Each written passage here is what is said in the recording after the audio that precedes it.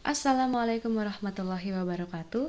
Perkenalkan, nama saya Dita Prameswari dari Program Studi Bahasa dan Kebudayaan Inggris 2023 Universitas Al-Azhar Indonesia. Pada kesempatan kali ini, saya akan mempresentasikan hasil karya tulis ilmiah sebagai tugas akhir mata kuliah Bahasa Indonesia dengan judul Pengaruh Stres Terhadap Konsentrasi dan Prestasi Akademik Mahasiswa. Karya tulis ilmiah ini terdiri dari 5 bagian utama. Yang pertama abstrak, yang kedua latar belakang yang sudah memuat alasan, tujuan, dan manfaat penelitian, yang ketiga tinjauan pustaka, keempat kesimpulan dan saran, dan terakhir daftar pustaka. Yang pertama kita masuk ke abstrak. Penelitian ini membahas bagaimana stres akademik memengaruhi konsentrasi belajar dan prestasi mahasiswa. Stres yang tidak dikelola dengan baik dapat menurunkan fokus, mengganggu fungsi kognitif, dan berdampak pada nilai akademik. Namun, dengan strategi coping yang tepat, seperti manajemen waktu dan dukungan sosial, dampak negatif ini dapat diminimalkan. Dari abstrak tersebut, kita bisa lanjut melihat latar belakang yang menjadi dasar pemilihan topik ini. Stres akademik sering terjadi pada mahasiswa karena tekanan tugas, ujian, dan ekspektasi sosial. Hal ini dapat mengganggu konsentrasi dan berdampak langsung pada prestasi akademik. Tujuan penelitian ini adalah untuk mengetahui hubungan antara stres, konsentrasi, dan prestasi belajar mahasiswa, serta mengevaluasi strategi coping yang dapat digunakan untuk mengatasinya. Manfaat dari penelitian ini adalah memberi wawasan baru bagi mahasiswa dan institusi dalam menghadapi masalah stres akademik secara efektif. Selanjutnya, saya akan menjelaskan beberapa referensi dan teori yang menjadi landasan dalam pemaparan ini. Penulis Putri, Mayangsari, dan Rusli pada tahun 2018 menyebutkan bahwa mahasiswa dengan indeks prestasi yang rendah umumnya mengalami stres yang cukup tinggi akibat tekanan akademik.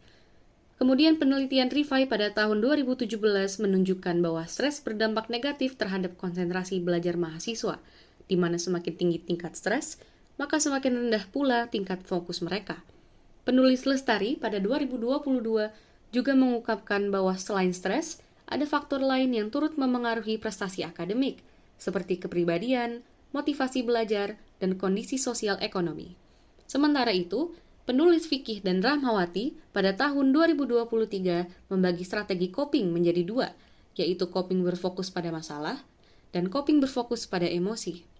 Coping berbasis masalah dilakukan dengan mencari solusi langsung terhadap sumber stres, seperti merencanakan waktu belajar, sedangkan coping berbasis emosi bertujuan untuk mengurangi ketegangan melalui relaksasi atau dukungan sosial.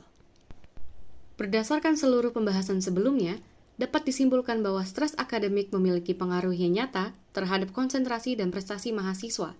Stres yang tidak dikelola dengan baik dapat mengganggu fokus belajar, menurunkan motivasi, serta berdampak pada nilai akademik. Namun, dampak negatif ini bisa diminimalkan dengan penggunaan strategi coping yang tepat, seperti manajemen waktu, relaksasi, dan dukungan sosial. Oleh karena itu, mahasiswa perlu mengenali tanda-tanda stres sejak dini dan mengatur waktu belajar secara efektif. Kemudian pentingnya untuk menjaga keseimbangan antara kegiatan akademik dan kehidupan pribadi agar stres tidak menumpuk. Dan yang terakhir, institusi pendidikan sebaiknya menyediakan layanan konseling, pelatihan manajemen diri, serta menciptakan lingkungan belajar yang sportif dan ramah terhadap kesehatan mental mahasiswa. Sebagai penutup, berikut adalah daftar pustaka yang menjadi rujukan dalam penyusunan karya tulis ilmiah ini. Sumber-sumber ini terdiri dari jurnal dan karya ilmiah yang membahas stres akademik, konsentrasi, serta strategi penanganan yang relevan. Demikianlah presentasi yang dapat saya sampaikan. Semoga pemaparan ini bermanfaat dan dapat menambah pemahaman kita semua mengenai pentingnya menjaga kesehatan mental dalam proses pembelajaran di perguruan tinggi. Terima kasih atas perhatiannya. Wassalamualaikum warahmatullahi wabarakatuh.